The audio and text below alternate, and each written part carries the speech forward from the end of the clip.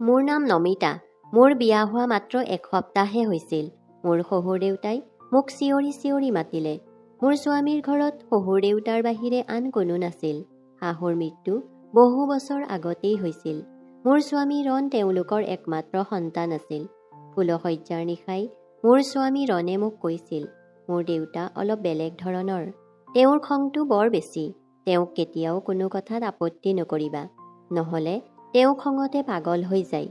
আৰু আজি এসপ্তাহ ধৰি মই দেখি আছিলোঁ যে যেতিয়াই শহুৰ দেউতাই মোৰ স্বামী ৰণক মাতে, তেতিয়াই ৰণে ভয়তে কঁপি যায় আৰু তৎক্ষণাত ৰুমৰ পৰা ওলাই দেউতাকৰ ওচৰলৈ দৌৰি যোৱা দি যায়। শহুৰ দেউতাৰ প্ৰতি ৰণৰ আচৰণ দেখি মোৰো মনত শহুৰ দেউতাৰ প্ৰতি বেলেগ ধাৰণা সোমাই গৈছিল। শহুৰ দেউতাৰ খংটো সঁচাকৈয়ে বহুত বেছি আছিল। ৰাতিপুৱাই শোৱাৰ পৰা উঠিয়েই ৰণে মোক ক'লে যে আজি আমি দুয়ো বাহিৰত ফুৰিবলৈ যাম। ফুৰিবলৈ যোৱাৰ কথা শুনি মোৰ মনটো বৰ ফূৰ্তি লাগিল। কিন্তু সেই সময়তে শহুৰ দেউতাই ৰণক চিঞৰি মাতিলে আৰু ৰণে লগে লগে কোঠাৰ পৰা ওলাই গ'ল। বাহিৰত মোৰ শহুৰ দেউতাই চিঞৰি চিঞৰি হুলস্থুল লগোৱা শুনিবলৈ পালোঁ। তেওঁ কৈ আছিল, আজি এসপ্তাহে বিয়াৰ নিয়ম নীতিতে গুচি গ'ল। তুমি ভাবি চাইছানে তুমি অফিচ নোযোৱাৰ বাবে ব্যৱসায়ত কিমান লোকচান হ'ব পাৰে? আৰু আজিও তুমি কামৰ পৰা ছুটী লৈ ঘৰতেই সোমাই আছা। এতিয়াই অফিচত যোৱা আৰু ব্যৱসায়ত চকু দিয়া। বিয়া পতাৰ অৰ্থ এইটো নহয় যে কাম বন বাদ দি ৰুমৰ ভিতৰতে সোমাই বহি থাকিবা। আৰু তোমাৰ পত্নীকো কৈ দিয়া যে পাকঘৰৰ দায়িত্ব লৈ লওক। এইখন ঘৰত আন কোনো বোৱাৰী নাই। শহুৰ দেউতাৰ কথা শুনি মোৰ বৰ খং উঠিছিল। মই বিয়া হৈ অহাৰ পৰা মই নিজেই ভাত চাহ বনাইছিলোঁ, য'ত শহুৰ দেউতাই মোৰ কামত বহুত খুঁত উলিয়াইছিল। কিন্তু ৰণে মোক বহুত ভাল পাইছিল। তেওঁ মোক প্ৰতিটো কথা মৰমেৰে বুজাইছিল যে দেউতাৰ কথাত অলপো বেয়া নাপাবা। বিয়াৰ দিন ধৰি মই এইটোৱেই ভাবি আছিলোঁ যে শহুৰ দেউতাৰ আচৰণ আচলতে কিয় এনেকুৱা। কিন্তু আজি শহুৰ দেউতাই যি হুলস্থুল লগালে সেয়া শুনি মই বহুত ভয় খাই গৈছিলোঁ। ৰণে যেতিয়া ৰুমলৈ আহিল তেতিয়া তেওঁৰ চকুকেইটা সেমেকি আছিল। ৰণে ক'লে, নমিতা, বেয়া নাপাবা, আমি বেলেগ এদিন ফুৰিবলৈ যাম। এতিয়া মই অফিচলৈ যাব লাগিব। মই ক'লোঁ, একো নাই, ফুৰাৰ দিন বহুত আছে। আগতে নিজৰ কৰ্ম কৰিব লাগে। মই কোনো আপত্তি কৰা নাছিলোঁ যদিও মনটো বৰ বেয়া লাগি গ'ল। ৰণ কামলৈ ওলাই গ'ল আৰু মই পাকঘৰৰ কামত ব্যস্ত হৈ পৰিলোঁ। মই ভাত বনালোঁ আৰু ঘৰৰ সকলো কামো কৰিলোঁ। শহুৰ দেউতাই বন কৰা মানুহজনীক কৈছিল যে এতিয়া যিহেতু ঘৰত এজনী বোৱাৰী আছে, তই আৰু কামত আহিব নালাগে। ঘৰৰ সকলো দায়িত্ব তেওঁৰ। মই গোটেই ঘৰৰ কাম বন কৰি ভাগৰি পৰিছিলোঁ আৰু তাৰ পিছত মই মোৰ ৰুমলৈ গৈ অলপ জিৰণি ল'বলৈ ধৰিলোঁ। তেতিয়াই মোৰ শহুৰ দেউতাই মোক মাত লগালে। তেওঁ নিজৰ ৰুমতে আছিল। মই পিন্ধা কাপোৰযোৰ ঠিক ঠাক কৰি মূৰত উৰণিখন ভালকৈ লৈ শহুৰ দেউতাৰ কোঠালৈ সোমাই গ'লোঁ। আৰু তেওঁক ক'লোঁ, দেউতা, মোক কিয় মাতিছিল? তেওঁ মোক মূৰৰ পৰা ভৰিলৈকে চকু ফুৰাই চালে আৰু তাৰ পিছত তেওঁৰ শুকান ওঠ দুটা চেলেকি বৰ অদ্ভুত ধৰণেৰে ক'বলৈ ধৰিলে, গাখীৰ, গাখীৰ, মই গাখীৰ খাম, মোক গাখীৰ লাগে। সেয়া শুনি প্ৰথমে মোৰ চাদৰখনৰ কথা মনলৈ আহিল, কাৰণ মোৰ চাদৰখন অলপ তললৈ পিছলি গৈছিল। মই লগে লগে মোৰ চাদৰখন ওপৰলৈ উঠাই ল'লোঁ আৰু লৰালৰি কৰি মই কোঠাৰ পৰা বাহিৰলৈ ওলাই আহিলোঁ। মোৰ শহুৰ দেউতাৰ এই আচৰণ বৰ আচৰিত যেন লাগিছিল, কাৰণ শহুৰটো দেউতাৰ দৰেই। কিন্তু কোনো বাপেকে কেতিয়াও নিজৰ ছোৱালীক মূৰৰ পৰা ভৰিলৈকে এনেকৈ নাচায়। মই তৎক্ষণাত পাকঘৰলৈ গুচি আহিলোঁ। মোৰ বুকুখন ইমান জোৰকৈ ধপধপাই আছিল যে তাৰ শব্দ মই কাণেৰে শুনা পালোঁ। মোৰ মনলৈ বৰ বেয়া বেয়া চিন্তাবিলাক আহিবলৈ ধৰিলে। মই ফ্ৰিজটো খুলিলোঁ আৰু গাখীৰ এগিলাচ লৈ চাদৰখন ভালকৈ উৰি লৈ শহুৰ দেউতাৰ কোঠালৈ আহিলোঁ। মই তেওঁৰ ৰুমত থকা টেবুলখনত গাখীৰ গিলাচটো থৈ ৰুমৰ পৰা ওলাই আহিব ধৰিলোঁ। লগে লগে তেওঁ মোক ক'লে, ৰ'বাচোন, অলপ দেৰি মোৰ লগত বহা, মোৰ লগত অলপ কথা পাতাচোন। ঘৰখনত কথা পাতিবলৈ তোমাৰ মোৰ বাহিৰেনো আছে কোন? মই ইমান বছৰৰ পৰাই অকলে আছোঁ আৰু অকলে অকলে বহি বৰ আমনি লাগি যায়। তেওঁৰ কথা শুনি মই বৰ বিমূৰত পৰাৰ দৰে হ'লোঁ, কাৰণ তেওঁৰ ৰুমত এখন বিচনা আৰু এটা আলমাৰি আছিল, বহিবলৈ একো নাছিল। সেয়ে মই বাধ্যত পৰি বিচনাখনৰ এটা মূৰত বহিলোঁ। তেওঁ মোৰ লগত ইটো সিটো কথা পাতিবলৈ ধৰিলে। কিন্তু যেতিয়াই তেওঁ গাখীৰৰ গিলাচটো মুখত দিলে, তেতিয়া লগে লগে তেওঁ ক'লে, ইমান ঠাণ্ডা গাখীৰ মই নাখাওঁ, মই গৰম গাখীৰহে খাই ভাল পাওঁ। এই বুলি কৈ তেওঁৰ চকু দুটাই মোৰ গোটেই শৰীৰটো চুই গ'ল। তেওঁৰ চকুৰ চাৱনিত কি আছিল নাজানো, কিন্তু মই নিজকে বৰ অসহায় অনুভৱ কৰিবলৈ ধৰিলোঁ। মোৰ গোটেই শৰীৰটো কঁপিবলৈ ধৰিছিল আৰু মোৰ কপালত ঘামৰ টোপাল বিৰিঙি উঠিছিল। মই গাখীৰৰ গিলাচটো হাতত লৈ পাকঘৰলৈ গুচি আহিলোঁ। আজি এসপ্তাহে ৰণে ঘৰত থাকোঁতে মই শহুৰ দেউতাক যিকোনো কথা বৰ ডাঙৰকৈ আৰু খঙত পাতি থকাই দেখিছিলোঁ। কিন্তু আজি তেওঁৰ কথা কোৱাৰ ধৰণ আৰু সুৰ সম্পূৰ্ণ বিপৰীত আছিল। এনেকুৱা লগাই নাছিল যে এইজনেই মোৰ সেইজন শহুৰ দেউতা, যিজনে ৰণক চিঞৰি চিঞৰি মাতিছিল আৰু ডাঙৰকৈ খঙৰে সকলো কথা পাতিছিল। মই গাখীৰ গিলাচ গৰম কৰি আকৌ শহুৰ দেউতাৰ ওচৰলৈ লৈ গ'লোঁ। যেতিয়াই মই গাখীৰৰ গিলাচটো তেওঁৰ ফালে আগবঢ়াই দিলোঁ, তেওঁ গিলাচটোৰ লগতে মোৰ হাতখনতো ধৰিলে। মোৰ গোটেই শৰীৰতে বিজুলী লগা যেন অনুভৱ কৰিলোঁ। মই ভয়তে লগে লগে হাতখন টানি বেগাই কোঠাৰ পৰা বাহিৰলৈ ওলাই আহিলোঁ। তেতিয়া তেওঁ ক'বলৈ ধৰিলে যে, ক'ত যোৱা? মোৰ ওচৰত বহি অলপ কথা পাতাচোন। মোক এই নিসংগতাৰ পোকটোৱে বৰ বেছিকৈয়ে কামুৰিব ধৰিছে। এনেদৰে কৈ শহুৰ দেউতাই এটা দীঘল হুমুনিয়া কাঢ়িলে। তেওঁৰ কথাবোৰ শুনি মোৰ এতিয়া বৰ আচহুৱা অনুভৱ হ'বলৈ ধৰিলে। তাৰ পিছত শহুৰ দেউতাই মোক আকৌ ক'বলৈ ধৰিলে, তুমি যে বিয়াৰ আগদিনা পিন্ধিছিলা নীলা ৰঙৰ কাপোৰযোৰ, আজিও সেই কাপোৰযোৰ পিন্ধিবাচোন। সেই কাপোৰযোৰত তোমাক বহুত বেছি ধুনীয়া দেখিছিল।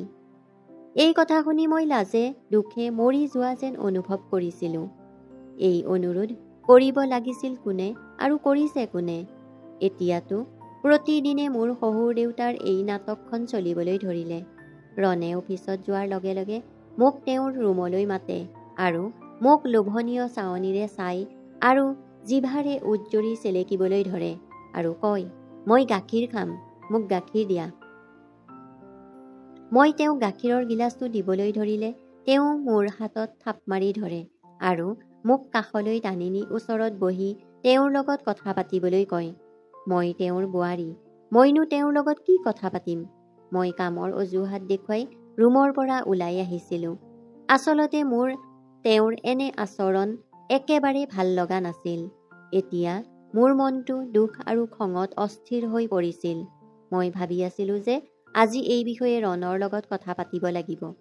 কিন্তু ৰণক এইবোৰ কথা ক'লে কিবা সমাধান ওলাব জানো? তেওঁতো বাপেকৰ সন্মুখত এটা শব্দও ক'ব নোৱাৰে। তলমূৰ কৰি প্ৰতিটো কথাত হয়ভৰ দি থাকে। সেইদিনা ৰণক একো কোৱা নহ'ল। এদিন মই পাকঘৰৰ কামত ব্যস্ত আছিলোঁ। তেনেতে মোৰ শহুৰ দেউতাই পাকঘৰলৈ মনে মনে সোমাই আহিল। মোক পিছফালৰ পৰা সাবটি ধৰিলে আৰু তাৰ পিছত মোৰ লগত জোৰ জবৰদস্তি কৰিবলৈ ধৰিলে। মই কোনোমতে নিজক ৰক্ষা কৰি পাকঘৰৰ পৰা দৌৰি আহিলোঁ আৰু নিজৰ ৰুমত সোমাই ভিতৰৰ পৰা দৰজাখন বন্ধ কৰি দিলোঁ। ভয়তে মই থৰ থৰকৈ কঁপিবলৈ ধৰিলোঁ। মই ভবাই নাছিলোঁ যে মোৰ শহুৰ দেউতাই মোৰ লগত এনেকুৱা অসভ্যালি ব্যৱহাৰ কৰিব। মোৰ চকুৰ পৰা চকুপানী ধাৰাসাৰে বৈ আহিছিল। মই মনতে ঠিক কৰি লৈছিলোঁ যে আজি ৰণক কথাবোৰ ক'বই লাগিব। মই গোটেই দিনটো ৰুমৰ পৰা ওলাই নাহিলোঁ। মোৰ শহুৰ দেউতাই তেওঁক খাবলৈ দিয়াৰ বাবে কেইবাবাৰো দৰজাত ঢকিয়াইছিল, কিন্তু মই একো মুখেৰে নামাতিলোঁ আৰু দৰজাখনো খুলি নিদিলোঁ। ৰাতি ৰণে অফিচৰ পৰা আহি দৰজাত জোৰ জোৰকৈ ঢকিয়াবলৈ ধৰিলে আৰু ক'লে, নমিতা, ৰাতিপুৱাৰ পৰা দৰজা বন্ধ কৰি ৰুমত সোমাই থাকি কি অভদ্ৰামী কৰি আছা? ৰণৰ মাত শুনিয়ে মই দৰজাখন খুলিলোঁ। দুৱাৰ মুখত বাপেক পুতেকে দুয়োটাই মোৰ ফালে খঙেৰে চাই আছিল। ৰণে খঙৰে ক'বলৈ ধৰিলে, তোমাৰ অলপো কান্তজ্ঞান নাই নেকি? দেউতা চুগাৰ থকা মানুহ, ৰাতিপুৱাৰ পৰা একো খাবলৈ পোৱা নাই। যদি তেওঁ অসুস্থ হৈ যায় তাৰ বাবে দায়ী কোন হ'ব? ময়ো খঙতে উত্তৰ দিলোঁ যে মই তোমাৰ দেউতাৰ আলপৈচান ধৰিব নোৱাৰোঁ। তোমাৰ দেউতাৰ বাবে কিবা বেলেগ ব্যৱস্থা কৰিবা। মই এনেকৈ ক'বলৈ পালোঁহে ৰণে খঙতে মোৰ ওপৰত চিঞৰিবলৈ ধৰিলে যে কি অভদ্ৰামী কৰিছা। শহুৰ দেউতাই পুতেকক ক'বলৈ ধৰিলে, দেখিলি, বিয়াৰ 1 মাহ নহওঁতেই তাই আচল ৰূপ দেখুৱাব আৰম্ভ কৰিলেই। এই ছোৱালীবিলাকৰ স্বভাৱেই এনেকুৱাই। বিয়াৰ পিছত বেলেগে থকাৰ সপোন মাকৰ ঘৰৰ পৰাই সাঁচি লৈ আহে। দেউতাকৰ কথা শুনি ৰণে ক'বলৈ ধৰিলে, নমিতা, আজি তুমি যি ক'লা আৰু দ্বিতীয় দিন যদি তোমাৰ মুখত এইবোৰ কথা শুনো, তোমাক এই ঘৰৰ পৰা মাৰাৰ ঘৰলৈ চিৰবিদায় দিম। ৰণৰ কথা শুনি মোৰ মুখৰ মাত নাইকিয়া হৈ গ'ল, কাৰণ আমি 6জনী বাই ভনী, সকলোতকৈ ডাঙৰ ময়েই আছিলোঁ। এতিয়াও ঘৰত বিয়া দিবলৈ 5জনী ভনী আছেই। দেউতা এজন সহজ সৰল মানুহ, বহু কষ্টৰে পইচা গোটাই এজনী ছোৱালীক বিয়া দিছিল। মোৰ মায়েও মোৰ বিদায়ৰ সময়ত কৈছিল, মাজনী, ঘৰৰ মানুহ দুজনেই, তেওঁলোকৰ লগত মিলা প্ৰীতিৰে থাকিবি, কাজিয়া কৰি কেতিয়াও এই ঘৰলৈ উভতি অহাৰ কথা নাভাবিবি। নিজৰ স্বামী আৰু শহুৰৰ সকলো কথাই শুনিবি আৰু নিজৰ ঘৰখন ধৰি ৰাখিবি। কিন্তু মোৰ শহুৰ দেউতাই মোৰ পৰা যি বিচাৰিছিল সেয়া মোৰ দৰে বোৱাৰীৰ বাবে সম্ভৱপৰ নাছিল। তেওঁৰ অভদ্ৰামী আৰু অসভ্যালী আচৰণ দিনক দিনে বাঢ়ি যাবলৈ ধৰিলে। সেই সময়ত ৰণ যিমান খঙত আছিল, মই যদি ৰণক সকলো কথা কৈ দিলোহেঁতেন, তেতিয়া নিশ্চয় ৰণে মোকেই দোষাৰোপ কৰিলেহেঁতেন। মই ৰণৰ কথাৰ একো উত্তৰ নিদিলোঁ আৰু গৈ বিচনাত বহি পৰিলোঁ। মোৰ শহুৰ দেউতাই ৰণক ক'বলৈ ধৰিলে, ৰণ, তাইক ভালদৰে বুজাই দিয়া, তাই যাতে মগজটো ঠিক কৰি লয়, নহ'লে মই তাইৰ মাক বাপেকৰ লগত কথা পাতিম, জীয়েকক ইয়াৰ পৰা লৈ যাওক। এইদৰে কৈ তেওঁ নিজৰ ৰুমলৈ গুচি গ'ল। মই খঙৰে শহুৰ যোৱাৰ ফালে চাই থাকিলোঁ। ৰণে ক'বলৈ ধৰিলে, তোমাৰ সমস্যা কি? নে তোমাৰ ওপৰত কি 10-12জনীয়া সদস্যৰ পৰিয়ালৰ বোজা আছে যে তুমি চম্ভালিব নোৱাৰিবা? আৰে, ঘৰত এজনেই মানুহ, না তোমাৰ ওপৰত ননন দেউৰৰ ভেজাল আছে, নে আন কিবা দায়িত্ব আছে? এনেকুৱা এটা পৰিয়াল পাবলৈতো ছোৱালীবিলাকে সপোন দেখে। মই ক'লোঁ যে যদি মোৰ শাহু ননন্দৰে ভৰা পৰিয়াল হ'লহেঁতেন, তেনেহ'লে আজি মই যি সমস্যাৰ সন্মুখীন হৈছোঁ সেই সমস্যাৰ সৃষ্টি কেতিয়াও নহ'লহেঁতেন। মোৰ কথাত ৰণে খঙৰে মোৰ ফালে চাবলৈ ধৰিলে আৰু ক'লে, দেউতাই কি কৰিলে যাৰ বাবে তুমি দুসাঁজ ভাত চাহ দিওঁতেই তোমাৰ সমস্যা যেন লাগিছে? চোৱা, অফিচত ইমান কষ্ট কৰি আহোঁ, আহি এই ঘৰত কাজিয়া পেচাল এইবিলাক একো শুনিবলৈ ইচ্ছা নাযায়। মই অলপ শান্তি বিচাৰোঁ। মই ক'লোঁ, ৰণ, এটা কাম কৰা, তোমাৰ দেউতাক আকৌ বিয়া কৰাই দিয়া। মই এনেকৈ ক'বলৈ পালোঁহে ৰণে মোৰ গালত ঠাচকৈ এটা চৰ মাৰি দিলে আৰু ক'লে, তোমাৰ অলপো লাজ নাই নেকি এনে কথা ক'বলৈ? এতিয়া কি তেওঁৰ বিয়া পতাৰ বয়স? তেওঁক দুসাঁজ ভাত ৰান্ধি দিয়াটো তোমাৰ কাৰণে সমস্যা হৈ পৰিছে। মই ক'লোঁ যে তুমি মোৰ কথা বুজা নাই। ৰণে ক'লে, এনেকুৱা কি কথা যে মই বুজি পোৱা নাই? মোৰ দেউতাৰ বয়স 65 বছৰ। ছুগাৰ, ব্লাড প্ৰেছাৰ, নানাটা বেমাৰ, আৰু তুমি বিচৰা যে এইটো বয়সত মোৰ দেউতাই বিয়া কৰাই পত্নীৰ দায়িত্ব লোৱাটো। এতিয়া মই ৰণক কেনেকৈ বুজাওঁ যে তেওঁৰ বাপেকে নিজৰ বোৱাৰীৰ ওপৰত বেয়া নজৰ দিছে? মই ক'লোঁ যে তুমি দেউতাৰ বিয়া পাতি দিয়া, মই তোমাৰ নতুন মা আৰু দেউতা দুয়োজনৰে আলপৈচান ধৰিম। মোৰ কথাত তেওঁ মোক উপলঙা কৰি ক'লে, দেউতাৰ বাবে দুসাঁজ ভাত চাহ বনাবলৈয়ে তোমাৰ টান লাগে আৰু তুমি মোৰ সতি আমাৰ দায়িত্ব ল'বা? এই ঘৰ আৰু আমাৰ ব্যৱসায় সকলোবোৰ দেউতাৰ নামত আছে। যদি কোনোবাই তেওঁৰ পত্নী ৰূপত আহে, তেতিয়াহ'লে সকলো তেওঁৰ নামত কৰি ল'ব আৰু তুমি মই এই ঘৰৰ পৰা বাহিৰ হ'ব লাগিব। এইবোৰ আজে বাজে কথা মনলৈ নানিবা, নহ'লে দেউতাৰ খং উঠিলে কি হ'ব ঠিক নাই। ময়ো মনে মনে দেউতাৰ কথা শুনো আৰু দ্বিতীয়বাৰ দেউতাৰ বিয়াৰ কথা নুলিয়াবা। তেনেকৈ কৈ ৰণ ৰুমৰ পৰা বাহিৰলৈ ওলাই গুচি গ'ল। এতিয়া মোৰ উপায় নাই, মই কি কৰোঁ? মই বৰ চিন্তাত পৰিলোঁ। মই শহুৰ দেউতাৰ এনে আচৰণ সহ্য কৰিব পৰা নাছিলোঁ আৰু মাৰ ঘৰলৈও গুচি যাব নোৱাৰোঁ, কাৰণ মোৰ বাবে ভনীকেইজনীৰ জীৱন ধ্বংস কৰি মা দেউতাৰ ওপৰত বোজা হ'ব নিবিচাৰোঁ। সঁচাকৈ আমি ছোৱালীবোৰ ইমান বাধ্য হ'ব লগা হয় যে নিজৰ ঘৰখন ধৰি ৰাখিবলৈ কিমান কি যে মানসিক অত্যাচাৰ সহ্য কৰিবলগীয়া হয়। মই বিচনাত ছটফটাই চকু পানী টুকি কথাবোৰ ভাবি আছিলোঁ। তেনেতে ৰণে মাত লগালে, নমিতা, বাহিৰলৈ আহা, সোনকালেই ভাত ৰান্ধি দেউতাক দিয়া, তেওঁৰ ঔষধ খাব আছে। মই পাকঘৰলৈ গৈ ভাত ৰান্ধি বাপেক পুতেকক খাবলৈ দি নিজৰ ৰুমলৈ গুচি আহিলোঁ।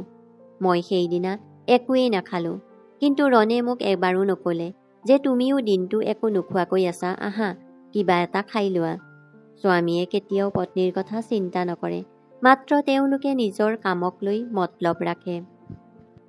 তাৰ পিছত আৰু মই মোৰ মুখ বন্ধ কৰি ৰাখিলোঁ। পিছদিনা ৰণে যেতিয়া অফিচত গ'ল তেতিয়া মোক শহুৰ দেউতাই মাত লগালে। মই বাধ্যত পৰি অসহায় হৈ তেওঁৰ কোঠালৈ যাব লগা হ'ল। মোক দেখি তেওঁ এক কুটিল হাঁহিৰে ক'লে, তুমি কি ভাবিছিলা? তুমি মোৰ ল'ৰাক ভুলাব পাৰিবা? তোমাৰ কাৰণে সি মোক এৰি দিব, বেলেগকৈ থাকিব? সেইটো কেতিয়াও হ'ব নোৱাৰে। তোমাৰ চিন্তাধাৰা সলনি কৰা, সেয়াই তোমাৰ বাবে ঠিক হ'ব। সেইকাৰণে মই তোমাৰ দৰে ঘৰৰ ছোৱালীৰ লগত ৰণৰ বিয়া কৰাই দিছোঁ, যাতে তুমি মোৰ ল'ৰাক ক'ৰবালৈ লৈ গুচি যাব নোৱাৰা। মই জানিছিলোঁ যে তোমাৰ দেউতাৰ এনেকুৱা অৱস্থা নাই যে তেওঁৰ ছোৱালীক এবাৰ বিয়া দি উলিয়াই দিয়াৰ পিছত আকৌ তোমাক ঘৰত লৈ গৈ ৰাখিব পাৰিব বা বেলেগকৈ ঘৰ সাজি দিব পাৰিব। আৰু এতিয়া যদি তুমি তোমাৰ জীৱনটো সহজ সুন্দৰ কৰিবলৈ বিচৰা, তেন্তে মই যি ক'ম তুমি তাকেই কৰিব লাগিব। মই একেবাৰে নিৰুপায় হৈ পৰিছিলোঁ। তাৰ পিছত তেওঁ ক'লে যে যোৱা, মোৰ কাৰণে গৰম গাখীৰ লৈ আহা। এই শব্দকেইটাই মোৰ ভিতৰত জ্বলা জুইত ঘিউ ঢালি দিয়া যেন লাগিছিল। মোৰ এনে মন গৈছিল যেন মই নিজকে শেষ কৰি পেলাওঁ। এনেকুৱা লেতেৰা আৰু সন্মান নোহোৱা জীৱন এটা মই সহ্য কৰিব পৰা নাছিলোঁ। এতিয়া মই চাহ ভাত শহুৰ দেউতাৰ কোঠাত দি থৈ মই লগে লগে বাহিৰলৈ ওলাই আহিছিলোঁ। না তেওঁৰ ওচৰত বহিছিলোঁ, না তেওঁৰ কিবা কথা কোৱাৰ সুবিধা দিছিলোঁ। বেছিভাগ সময় মই মোৰ ৰুমৰ ভিতৰতেই সোমাই থাকিছিলোঁ। এদিনটো শহুৰ দেউতাই সীমা চেৰাই গ'ল। তেওঁ পুতেকৰ উপস্থিতিকো আওকাণ কৰিছিল। ৰাতি আমি আহাৰ খাবলৈ বহিছিলোঁ। মই মোৰ শহুৰৰ কথা মতে বিৰিয়ানী বনাইছিলোঁ। বিৰিয়ানী বহুত ভাল হৈছিল। খাই থাকোঁতে শহুৰে ক'বলৈ ধৰিলে, আজিতো মোৰ বোৱাৰীয়ে মোৰ অন্তৰ জয় কৰিলে। বিৰিয়ানী বহুত সোৱাদকৈ ৰান্ধিছা। ৰণে দেউতাকৰ কথা শুনি মিচিকিয়াই হাঁহিলে আৰু মোৰ ফালে গৌৰৱৰে চাবলৈ ধৰিলে। কিন্তু তেওঁৰ প্ৰশংসা মই একেবাৰেই ভাল পোৱা নাছিলোঁ। তাৰ পিছত শহুৰ দেউতাই পকেটৰ পৰা ২,০০০ টকা মোৰ ফালে আগবঢ়াই ক'লে, এয়া লোৱা তোমাৰ পুৰস্কাৰ। কিন্তু মই ল'বলৈ মানা কৰি ক'লোঁ যে মই মাত্ৰ মোৰ কৰ্তব্য পালন কৰি আছোঁ, মোক পুৰস্কাৰ নালাগে। মই মানা কৰাৰ লগে লগে ৰণে মোৰ ফালে খঙৰে চাই ক'বলৈ ধৰিলে, দেউতাই তোমাক মৰমতে দিছে, লোৱা আকৌ।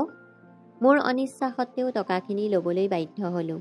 মই যেতিয়াই পাকঘৰৰ বাকী থকা কাম কৰিবলৈ থিয় হ'লোঁ, তেতিয়া মোৰ শহুৰ দেউতাও থিয় হৈ মোৰ ওচৰলৈ আহি মোৰ কান্ধত ধৰি মোৰ মূৰত চুমা খালে। মই তেওঁৰ কাণ্ড দেখি শিলৰ মূৰ্তিৰ দৰে থিয় হৈ ৰ'লোঁ। তেওঁ ক'বলৈ ধৰিলে, তোমাৰ ব্যৱহাৰ সলনি হোৱা দেখি মই বহুত আনন্দিত হৈছোঁ। এনেকৈ থাকিলে বহুত সোনকালে তুমি মোৰ অন্তৰতো ঠাই ল'ব পাৰিবা। এনেকৈ কৈ তেওঁ শুবলৈ গুচি গ'ল। মই ৰণৰ ফালে চাই আছিলোঁ। দেউতাকৰ কাণ্ড দেখিও তেওঁ কোনো ধৰণৰ প্ৰতিক্ৰিয়া দেখা নাপালোঁ। কিন্তু মোৰ এই কথাটো বহুত খং উঠিছিল। ৰণক মই ক'লোঁ, তোমাৰ দেউতাৰ এইটো কেনেকুৱা স্বভাৱ? মই তেওঁৰ নিজৰ ছোৱালী নহয়। মোৰ লগত কথা ক'লে তেওঁক দূৰত থাকিয়ে ক'বলৈ দিবা। তেওঁৰ এনেকৈ সাৱটি ধৰি মোক মৰম কৰাৰ অধিকাৰ নাই। ভগৱানে এটা বয়সৰ পিছত বাপেক জীয়েকৰ মাজত আৰু মাক পুতেকৰ মাজতো দূৰত্ব বজাই ৰাখিবলৈ কৈছে। মোৰ কথাত ৰণে খঙতে দাঁত কৰচি ক'বলৈ ধৰিলে, তুমি ইমান ঠেক মনৰ বুলি মই ভবাই নাছিলোঁ। দেউতাই তোমাক নিজৰ ছোৱালী বুলিয়ে ভাবে, সেইবাবেই যেনিবা তেওঁ তোমাক মৰমতে চুমা খালে। তুমি বৰ আচৰিত ধৰণৰ ছোৱালী দেই। তুমি দেউতাৰ মৰমো তুমি সন্দেহ কৰা, তেওঁৰ সকলো কথাতে আপত্তি কৰি থাকা। ভাগ্য ভাল যে দেউতাই তোমাৰ এই কথা নুশুনিলে, নহ'লে তেওঁ ডাঙৰ সমস্যাৰ সৃষ্টি কৰিলেহেঁতেন। নমিতা, তোমাক মই শেষবাৰৰ বাবে বুজাইছোঁ, তুমি দেউতাৰ প্ৰতি মনোভাৱ আৰু ব্যৱহাৰ ভাল কৰিবা। মই কান্দি কান্দি ৰণক ক'বলৈ ধৰিলোঁ, তুমি কিয় মোৰ কথা বুজি নোপোৱা? মই আৰু সহ্য কৰিব নোৱাৰা হৈছোঁ। তুমি মোক অলপ বিহ আনি দিয়া, নহ'লে তোমাৰ দেউতাক বিয়া কৰাই দিয়া। কান্দি কান্দি মই মোৰ ৰুমলৈ গুচি আহিলোঁ। কিছু দেৰি পিছতে বাহিৰত কৰ্লিং বেলটো বজোৱা শব্দ শুনিবলৈ পালোঁ আৰু তাৰ পিছত বৰ হুলস্থুল লাগিল। মই ৰুমৰ পৰা বাহিৰলৈ ওলাই আহি গম পালোঁ যে ৰণৰ এজন ভায়েকো আছে। তেওঁ বাহিৰত পঢ়িবলৈ গৈ তাতেই বিয়া কৰাইছিল। তাৰ পৰাই তেওঁ পত্নীক লগত লৈ আহিছে। শহুৰ দেউতাই সেই কথাটো খং কৰি সৰু পুতেকক ঘৰলৈ আহিবলৈ অনুমতি দিয়া নাছিল। মই এই কথাটো কেতিয়াও গম পোৱা নাছিলোঁ যে ৰণৰ কোনোবা ভায়েকো আছে।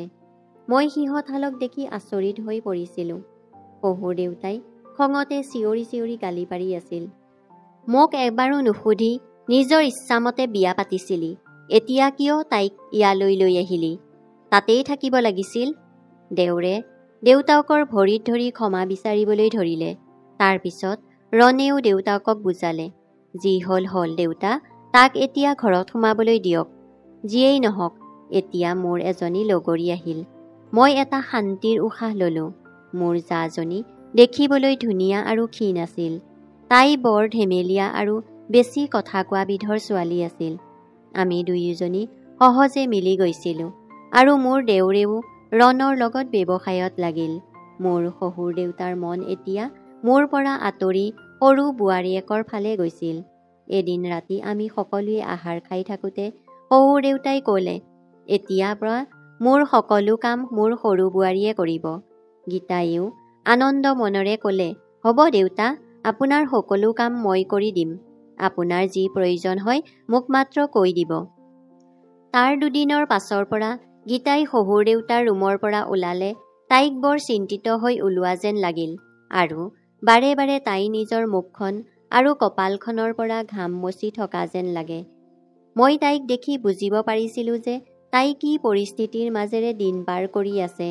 তাই পাকঘৰলৈ গৈ মনে মনে পাচলি কাটিবলৈ ধৰিলে। মই পাকঘৰলৈ গৈ তাইক সুধিলোঁ, কি হ'ল গীতা, তোমাক বৰ চিন্তাত থকা যেন দেখিছোঁ। তেতিয়া তাই ক'বলৈ ধৰিলে, শহুৰ দেউতাৰ স্বভাৱ চৰিত্ৰ ভাল নহয়। তেওঁ মোলৈ বৰ বেয়াকৈ চাই থাকে। কেতিয়াবা হাতত থাপ মাৰি ধৰে আৰু কেতিয়াবা পাছফালৰ পৰা সাবটি ধৰে আৰু কেতিয়াবা এনে কিছুমান কথা কয় যিবোৰ শুনি মই লাজে দুখে মৰি যোৱা যেন হওঁ। তাই ক'বলৈ ধৰিলে, মই মোৰ স্বামীৰ লগত কথা পাতিব লাগিব। তেওঁতো কৈছিল যে তেওঁৰ দেউতাক বহুত ভাল ভদ্ৰ ব্যক্তি, কিন্তু তেওঁ দেখোন মোক কথাই প্ৰতি তেওঁৰ ওচৰলৈ মাতি থাকে। মই এইবিলাক ভাল নাপাওঁ। মই ক'লোঁ, ময়ো সেই একেই সমস্যাৰ মাজেৰেই জীয়াই আছিলোঁ, কিন্তু মোৰ স্বামীয়ে কেতিয়াও মোৰ কথা নুশুনিলে। তেতিয়া গীতাই ক'বলৈ ধৰিলে, মইতো মোৰ স্বামীক কৈয়ে দিম যে যদি শহুৰ দেউতাই মোৰ লগত এনেকুৱা অসভ্যালি কৰি থাকে তেনেহ'লে আমি বেলেগ ঘৰত থাকিম। ঘৰত আকৌ সেই হুলস্থুল আৰম্ভ হৈ গ'ল যি আমাৰ মাজত হৈছিল। দেউৰে গীতাক ক'বলৈ ধৰিলে, মই তোমাৰ লগত 2 বছৰ বাহিৰত থাকিলোঁ আৰু এতিয়া ঘৰলৈ অহা কেইদিন হৈছে, তোমাৰ বেলেগকৈ থকা নাটক আৰম্ভ হ'লেই। সেই একেই তৰ্কাতৰ্কি যি মোৰ আৰু ৰণৰ মাজত হৈছিল। তাৰ পিছত গীতাই মাকৰ ঘৰলৈ গুচি যাব বিচাৰিলে। সেই নিশা যেতিয়া ৰণ ৰুমলৈ আহিল তেওঁ একেবাৰেই মৌন হৈ আছিল। তেতিয়া মই ক'লোঁ, ৰণ, এতিয়াও তুমি মোকেই দোষ দিবানে? যি অভিযোগ মোৰ আছিল আজি গীতাইও সেই একে অভিযোগ কৰি আছে। কিবা হ'লেও শহুৰ দেউতাৰ দোষ আছে। মই তোমাক মিছা কোৱা নাই। তেওঁক এগৰাকী পত্নীৰ অতি প্ৰয়োজন। বৰ্তমান তেওঁৰ বয়স 65 বছৰ হ'ব পাৰে, কিন্তু মাৰ মৃত্যুৰ পিছতেই তেওঁক বিয়া কৰাই দিব লাগিছিল। তেতিয়া তেওঁৰ অন্তৰে আমাক নিজৰ ছোৱালী বুলি ভাবিলেহেঁতেন। মোৰ কথা হয়তো ৰণে বুজিবলৈ চেষ্টা কৰিছিল। তেওঁ দেউতাকৰ ওচৰলৈ গৈ দেউতাকক আকৌ বিয়া পতাৰ কথা ক'লে। প্ৰথমে দেউতাকে বহু খং কৰি ক'লে, মই এই বয়সত বিয়া কৰাম? তোমালোক পাগল হৈছা নেকি? ৰণে ক'লে যে এগৰাকী বিধৱা মহিলা আছে। মহিলাগৰাকীৰ বয়সো 40-50 বছৰমান হ'ব আৰু ভায়েকহঁতৰ অত্যাচাৰত চকু পানী টুকি ভাত খাই আছে। আপুনি যদি মহিলাগৰাকীক আশ্ৰয় দিয়ে তেতিয়া সেয়া বহুত পুণ্যৰ কাম হ'ব। প্ৰথমে শহুৰ দেউতাই বিয়া নাপাতো বুলি নাটক কৰিবলৈ ধৰিলে, কিন্তু 2-4 দিনৰ পিছত নিজেই ক'লে যে ঠিক আছে, তহঁতে ইমান কৈছ যেতিয়া মই বিয়া পাতি বিধৱা মহিলাগৰাকীক আশ্ৰয় দিম দে। কেইদিনমানৰ পিছত সেই মহিলাগৰাকীৰ লগত দেউতাৰ বিয়া হৈ গ'ল আৰু শহুৰ দেউতাৰ বিয়াৰ পিছত পৰাই আমাৰ ঘৰৰ পৰিৱেশ বহুত ভাল হৈ পৰিল। ৰণে এতিয়া মোক কয়, তুমি ঠিকেই কৈছিলা, দেউতাৰ এগৰাকী সুখ দুখৰ লগৰীৰ বহুত প্ৰয়োজন আছিল। আমাৰ নতুন শাহুৱে শহুৰ দেউতাৰ বহুত যত্ন লৈছিল। এতিয়া শহুৰ দেউতায়ো আগৰ দৰে আমাৰ ওপৰত বেয়া চকু দিয়া নাছিল। আমাৰ সমাজত এনেকুৱা প্ৰায়ে হৈ থাকে যে যদি দেউতাকৰ বয়স অলপ বেছি হৈ যায় তেতিয়া ল'ৰা ছোৱালীয়ে তেওঁক পুনৰ বিয়া পাতিবলৈ নিদিয়ে, যাৰ ফলত এনেকুৱা কিছুমান পৰিস্থিতিৰ সন্মুখীন ঘৰলৈ নতুনকৈ অহা বোৱাৰী এজনীয়ে ভুগিবলগীয়া হয়, যি গতি মোৰ আৰু গীতাৰ হৈছিল। বন্ধু বান্ধৱীসকল, কাহিনীটো শুনি ভাল লাগিলে লাইক কৰিব, শ্বেয়াৰ কৰিব আৰু চেনেলটো ছাবস্ক্ৰাইব কৰিব।